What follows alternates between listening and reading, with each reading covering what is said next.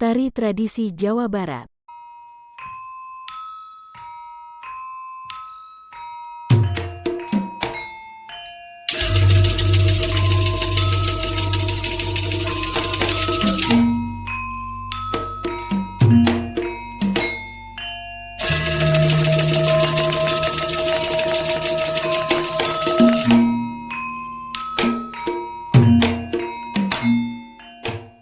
Satu. Tari Jaipong. Ditarikan untuk menyambut tamu yang berkunjung ke Jawa Barat. Tari ini diciptakan Gugun Gumilar tahun 1960-an, setelah terinspirasi kesenian ketuk tilu, kliningan, dan ronggeng. 2. Tari Merak. Tari ini diciptakan Raden Cece Somantri yang menggambarkan kehidupan burung merak dengan lenggak-lenggok cantiknya. Penarinya mengenakan kostum bersayap hijau bercorak bulu merak dengan mahkota seperti paruh merak. 3. Tari Boboko Mangkup. Boboko, atau bakul, tempat nasi, menyimbolkan kondisi masyarakat yang sedang kesulitan. Boboko Mangkup ditarikan 12 orang dengan boboko besar dalam posisi mangkup atau telungkup. 4. Tari Kamonesan. Mirip tari Boboko Mangkup, di mana 8 penarinya membawa bakul atau boboko. Penari pria mengenakan celana pangsi dan ikat kepala, sedangkan penari wanita mengenakan kebaya lengkap dan penutup kepala. 5. Tari Ketuk Tilu. Tari yang kerap dipentaskan di acara pernikahan dan hiburan penutup ini semula digelar malam hari di upacara adat menyambut musim panen sebagai ungkapan rasa syukur pada Dewi Padi, Sriwedari. Nama ketuk tilu diambil dari 3 alat musik pengiringnya, yaitu rebab, kendang, dan kulanter.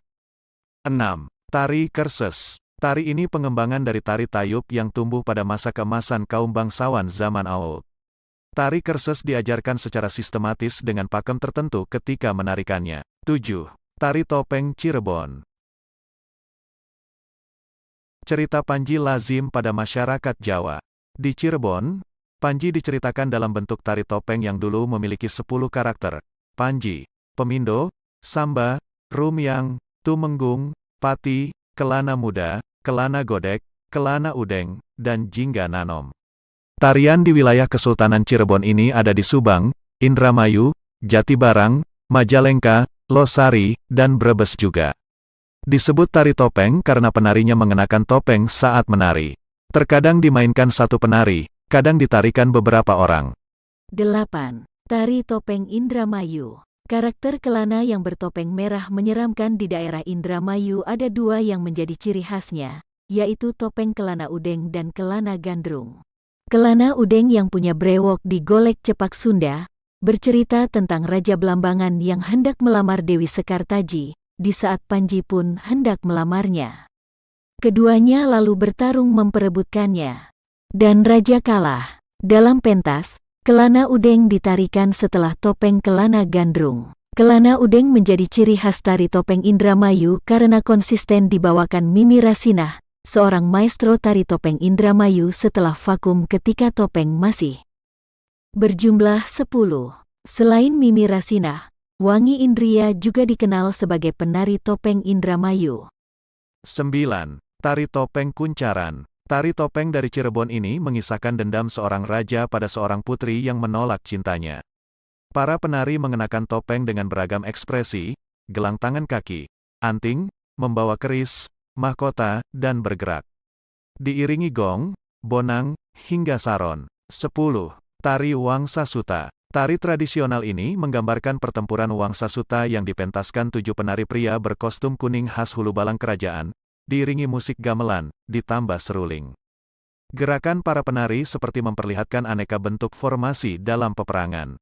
11. Tari Wayang. Tari dari Cirebon, Jawa Barat ini dikelompokkan 3 kategori, yaitu tari tunggal, tari berpasangan, dan tari massal.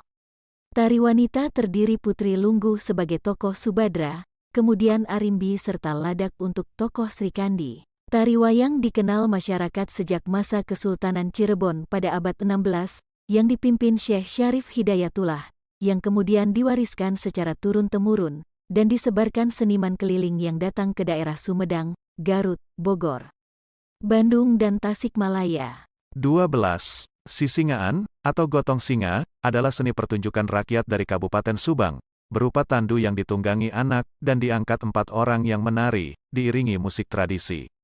Sisingaan diciptakan seniman Sunda tahun 1975, terilhami seni reog. Di Jawa Timur, sebagai lambang perlawanan rakyat Subang terhadap kesewenangan Belanda yang digambarkan sebagai sosok singa pada lambang VOC. Terima kasih sudah nonton.